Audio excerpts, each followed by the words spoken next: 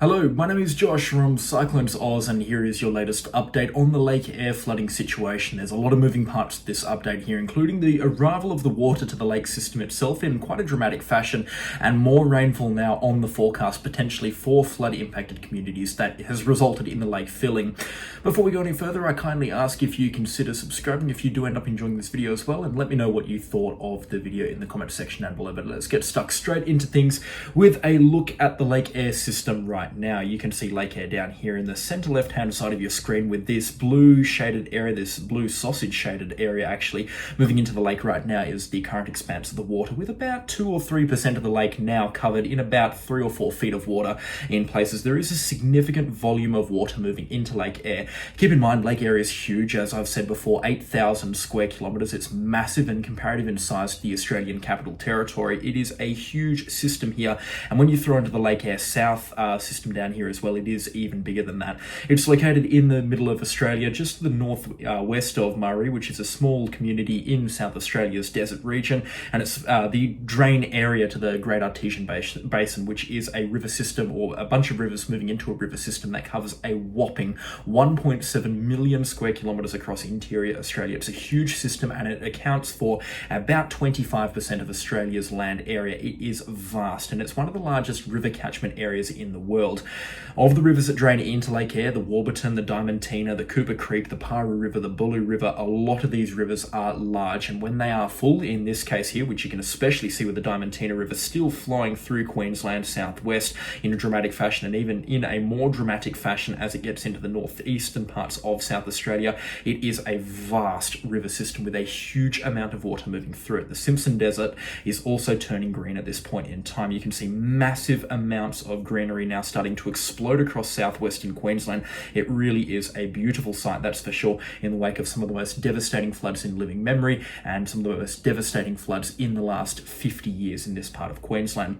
But what drove all of this? Well, let's talk about it right now. This is a look at the rainfall map over the past 6 months over Queensland. So this is rainfall year to date here. You can see the scale on the right hand side of your screen, with blue shaded areas more than 600 millimeters of rainfall, purple shaded areas more than 800 millimeters of rainfall. Of course, in the wake of one of the wettest wet seasons on record, we have some incredible numbers across the northeastern parts of Queensland, also down in the southeastern parts of Queensland, but a nice spot through here outside of Quilpie and Windora with some incredible rainfall accumulations. A wide swathe of southwestern Queensland has received between 300 to 600 millimeters of rainfall so far this calendar year, with pockets receiving in excess of 800 millimeters. Now, these areas aren't technically classified as full-blown desert. That happens once you get towards the southwest of Windora, or towards the south of Windora, but still 800 millimeters is about 2 or 3 times the average annual accumulations of these regions here. We're talking about some incredible rainfall accumulations so far this calendar year in 2025.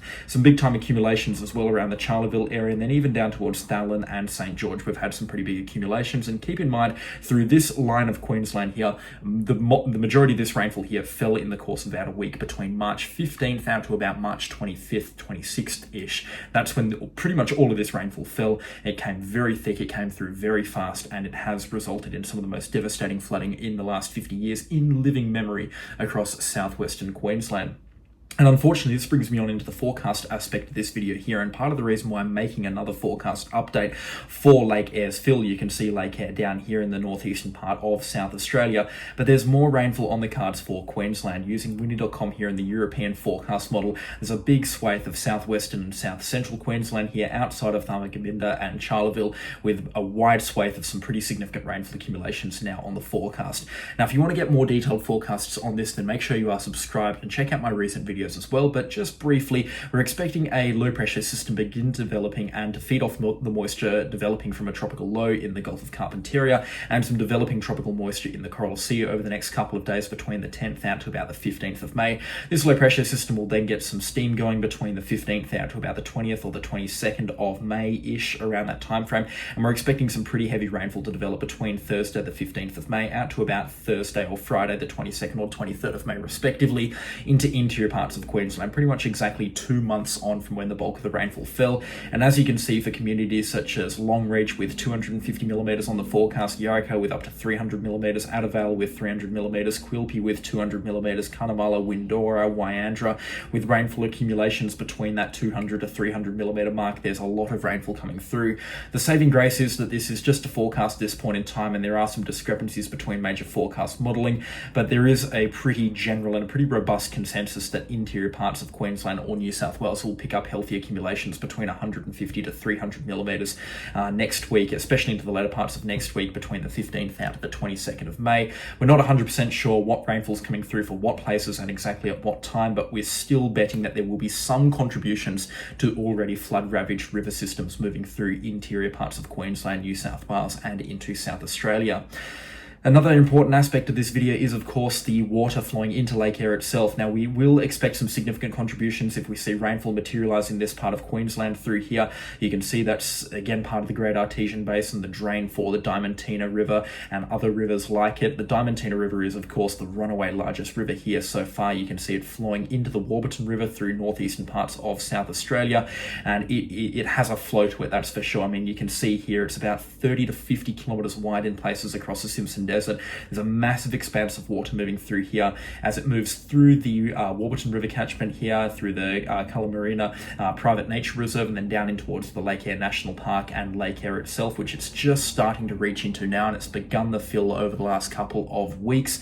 We're expecting this to reach Lake Eyre itself probably around May 20th to out to about May 25th, and then the real fill will begin from then onwards, so into late May and early June, especially through the first couple of weeks of June. Some very significant contributions to Lake Eyre can be expected.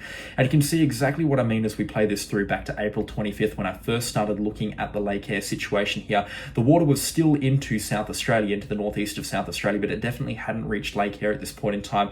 And then just 10 days later, out towards May 5th, you can see the water really motoring through into Lake Eyre at this point in time. And just over the last couple of days, some pretty significant expanses have also been made with the river systems here through the Simpson Desert, especially through the Warburton River, and then over here through, I believe, the Cooper Creek, moving into the Simpson Desert, now filling up Lake Blanche, and it's now just got to navigate this part of the Simpson Desert here before it moves in towards Lake Eyre eventually.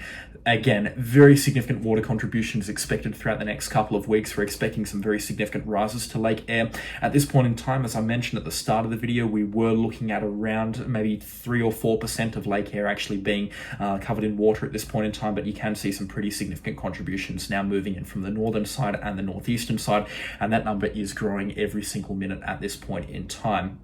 There's a lot of water expected to reach in towards Lake Eyre. When you're talking about a lake that is 7,000 or 8,000 square kilometres in size, that's expected to get to about 80 or even 90% capacity by late June, early July.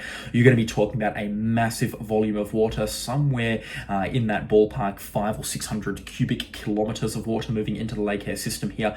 That's an indescribably large amount of water. That's far more than Sydney Harbour off my memory, but we're talking about some very significant water that's moving through in towards Lake Eyre at this point in time, and it's water that would satiate the needs of the Australian population for many, many years. Unfortunately, there's just no reasonable or possible way for us to tap this massive reserve of water that we're going to see, but it is definitely a sight to see, that's for sure. There's massive interest right now in tourism operations around the Lake Eyre system, and I mean rightfully so. I definitely reckon that late June, early July will be the best time to take a chartered flight over Lake Eyre to see the largest expanse of water. And if you've got the means to do so, if you've got the time and you've got the finances and the resources to get yourself out here towards Lake Eyre, out towards Murray, it's a beautiful part of Australia, full stop, but it will be 100% worth it. These floods happen once every 50 to 100 years, so it's not something that happens every decade, that's for sure. And it is, I guess, a once-in-a-lifetime experience for some people, that's for sure. The volume of water that's coming down through Lake Eyre really is mind-boggling, and if you can, by any means, get a flight over there and really understand what they've experienced in southwestern Queensland, it would be a great experience. Now, if we do get 300mm falling across the southwest of Queensland, we will also see some significant contributions to the water levels. Again, it has taken the water about 2 months to get out towards Lake Eyre, so the water again will be about 2 months behind when the rainfall actually occurs. So we'd be looking at more water being contributed towards Lake Eyre by early August at this point in time. We're really motoring through the year. We should not be talking about August on forecasts at this point in time, but yeah, we'd be looking at early August for some contributions. Again, some top-up water moving through there, but yeah, southwest Queensland, if they do pick up that rainfall, even even south central Queensland as well, if they do pick up that rainfall, we'll be talking about Lake Eyre definitely reaching capacity at some point in 2025, and with a significant volume of water moving in towards 2026 as well. So yeah, if this rainfall does fall, not only will it be continuously problematic for southwestern Queensland, as I do again cross-reference this, the communities that we've been looking at on the forecast, Charleville and Tambo, they're again right in the firing line for the rainfall that's on the forecast at this point in time, which is quite a scary thing to be talking about as well. Even Addervale as well, which have been on the firing line over the last couple of months with the forecast. So yeah, quite concerning at this point in time. For these areas that could receive some more rainfall on top of the rainfall that's already fallen. But again, the floodwaters, they're kind of spaced out enough as to where in southwestern Queensland the floodwaters have receded to the point where if we saw that rainfall event again, it wouldn't actually be any worse than the one that's just gone through southwestern Queensland. But again, we would still definitely be talking about moderate or major flooding across much of southwestern Queensland. I thought everybody is best off being kept in the loop at this point in time, especially with the volume of water that's expected to be moving into Lake Eyre, plus the expected rainfall that's still coming. It's still a 50-50 at this point in time. It's a bit of a stab in the dark, and in hindsight, I probably should have waited another couple of days to make a proper forecast on this, because there's as great a chance that it completely busts out on the forecast models as opposed to actually developing and becoming a problematic rainfall event. But yeah, it's certainly going to keep southwestern Queensland's thirst for water quenched for quite a few more months, that's for sure. It's going to keep them green, lush, rainforesty, and to be frank, quite beautiful. And if we see this rainfall coming through again, it would mean an absolute crackerjack wildflower season across parts of central and southwestern Queensland, that's for sure.